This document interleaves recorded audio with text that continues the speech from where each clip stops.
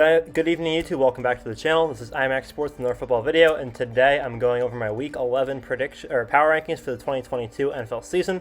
I do the power rankings on this channel every single week. It's a very popular series, and I really enjoy making them. This week has been phenomenal. This was a phenomenal week of football. There were so many good games.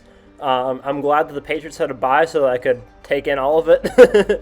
But, yeah, there was a lot of really interesting games. And a lot of unexpected results that weren't as unexpected after the fact. So let's get right into it. First off, we have the dumpster fire. We have the Texans, the Raiders, and the Saints. The Texans have been at 32 pretty much every week of the season, except for maybe one or two. The Raiders have been slowly going down and down. They've been below 30 a couple of times. I think they're probably here to stay at this point. And the Saints are at 30. The Saints, I've really wanted to have higher. I've really believed in them. I really think that the Saints, if they were fully healthy and had a real coach, would be a very strong team. But something isn't clicking, something isn't working, and they just can't win games. The Raiders, I was expecting very little of Derek Carr this year. I expected the Raiders to go 8-9. I had the Raiders around 16, middle of the pack. They've vastly disappointed my expectations. I didn't expect much from Derek Carr, even with a defense that was supposed to be very good and Davante Adams. He's even beaten my expectations. So, yeah. Next up, we have bad. We have the Jaguars at 29, we have the Rams at 28, we have the Browns at 27, we have the Broncos at 26, and we have the Steelers at 25. I almost put the Rams at 29 with the injury to Cooper Kupp and their loss this week and the injury to Matthew Stafford. With both of those injuries, I almost had the Rams at 29, but the Jaguars have lost to so many teams. They lost to the Broncos. They lost to the Texans. They've lost to, I believe, I don't want to get anything wrong, but they've lost to a lot of really bad teams.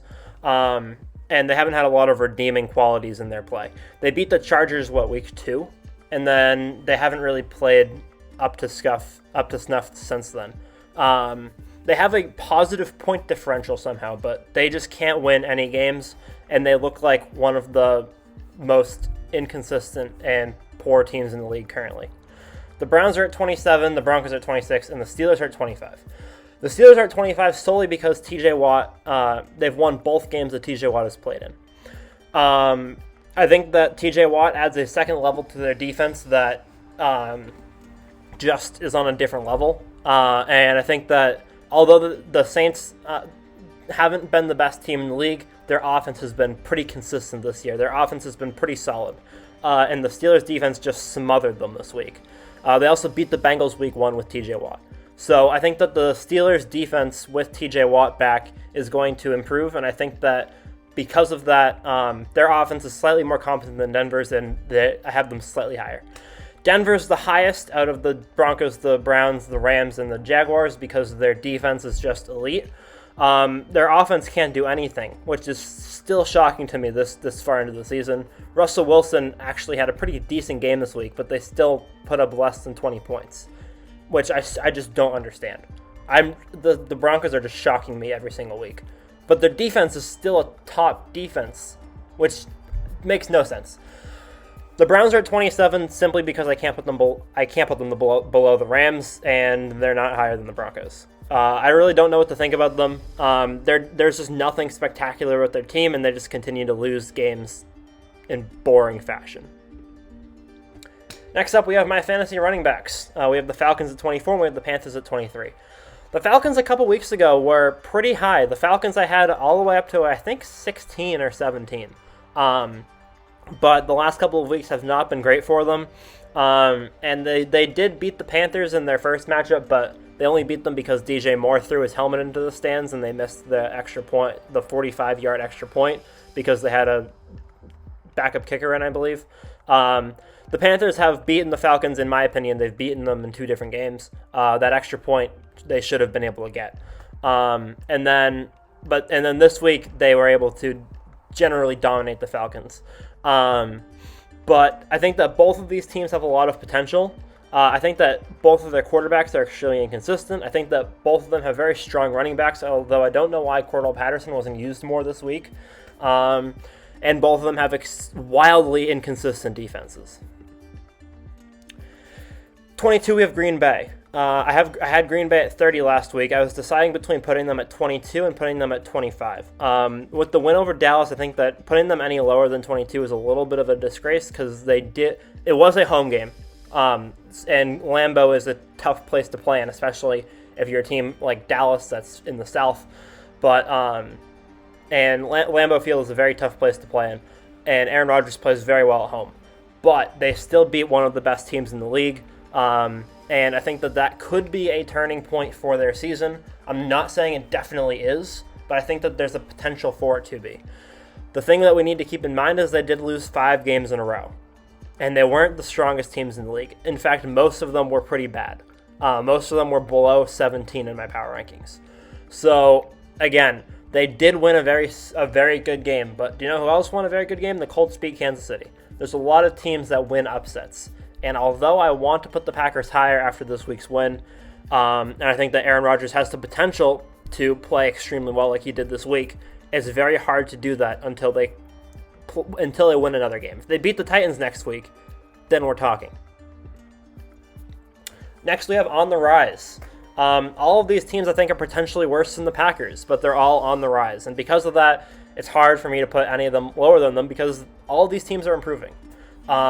Or getting healthier. The Bears have had arguably one of the best, if not the top 5 offenses in the league the last 4 weeks. They played very tough against a very strong Patriots defense and demolished us. And then the last 3 weeks, I believe they're 1-2 the last 3 weeks. But their offense has put up 30 points pretty much each of the last 4 weeks, and they haven't played the easiest teams in the world. They put up 29 against Dallas. So the Bears, not the best record in the league, but their offense is improving. And if their defense can find the defense that they've had for the last multiple years and the beginning of the season, which I'm not really sure where it went, but once their offense decided to be good, their defense decided to shut down. It might just be the teams that they're playing because they did play Dallas and the Dolphins. But either way, if their defense can step it up, then the Bears can be a very serious threat. Not this season, but next season. The Lions have had a very consistent, very strong offense this week. They had a couple of bad games against Dallas and the Patriots, 2 top 5 defenses where their offense really couldn't get anything going. But other than that, their offense has been very strong. They were able to beat the Bears this week, which is why they're above the Bears in the power rankings. And they've had an overall solid season, especially when Amon-Ra St. Brown is on the field. The Colts are at 19. They were much lower than this last week, but Matt Ryan is 4-3-1, and I think that and with Matt Ryan being healthy, with Jonathan Taylor being healthy, I can see the Colts looking more like themselves. I think that their playoff chances are pretty much out the window at this point. I think it's pretty hard to make the playoffs at 4-5-1. Although it's not impossible, I think that it's very unlikely in this AFC that they're going to be able to make the playoffs. But they are looking better. They're looking more consistent. And if Matt Ryan plays more like Matt Ryan, then I think that they're going to be good. Washington's at 18. They didn't play this week. But they've looked good the last few weeks. And the Cardinals are at 17. Ever since DeAndre Hopkins came back, the Cardinals' offense has hit a whole new level. The Cardinals' offense has been a lot more consistent with Hopkins, and I think that they're going to continue to be consistent, even if Kyler Murray is injured, as Colt McCoy had a very strong game this week. Moving on to the top 16, we have way too inconsistent. We have the Chargers at 16, we have the Patriots at 15, we have the Buccaneers at 14, and we have the Bengals at 13. The Chargers lost this week to the 49ers, bringing their record down to 5-4. The Patriots are also 5-4. The Buccaneers are 5-5, and the Bengals, I also believe, are 5-4.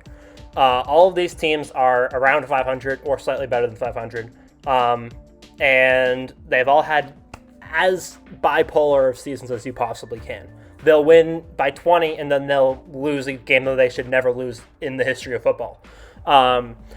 Some of them have strong defenses like the Patriots and Buccaneers. Some of them have the Chargers and Bengals have more consistent offenses. The Chargers, I really have not believed in for most of the season because they really haven't won any strong games. And then this week they lost to the 49ers, solidifying that belief that they really are not as consistent of a team as a lot of people expected from them this season.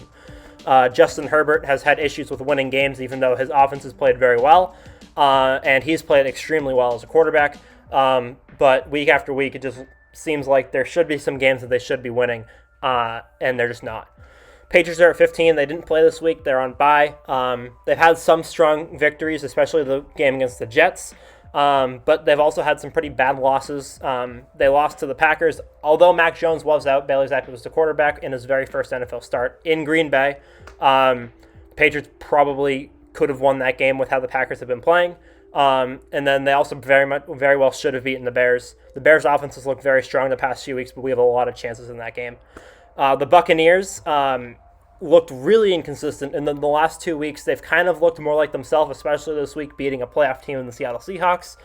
They were in Germany. Tom Brady has now won in every 4 countries. And yeah, they did beat the Seahawks this week, which they're going in the right direction. They've won 2 games in a row, but I need a lot more consistent. I need a few more games out of them before I can put them a lot higher back into the top 10. And then the Bengals, they would be in the top 10 if they didn't get demolished by the Browns. The Browns are one of the worst teams in the league, and that Browns game, I know it's a divisional game. I know it was a primetime game, but they should never have lost that game. And I just need more consistency out of all of these teams. The Bengals are by far the best team and most consistent team here, but I can't really put any of these teams higher than 13. At 12 and 11, we have I Want to Believe. We have the Seahawks and we have the 49ers. Both of these teams are top 10 teams. I can't put either of them in the top 10 yet because there's just teams that are better than them already in the top 10. But both of these are top 10 teams. The Seahawks lost this week to Tampa. Tom Brady plays exceptionally well when he's not in the United States of America. So, yeah, that's part of it. Also, they were on not a 4-game winning streak, but they've played 4 very strong games in a row. And sometimes you just don't play well. They should have won this game this week, but because of that, they dropped down 4 or 5 spots from last week.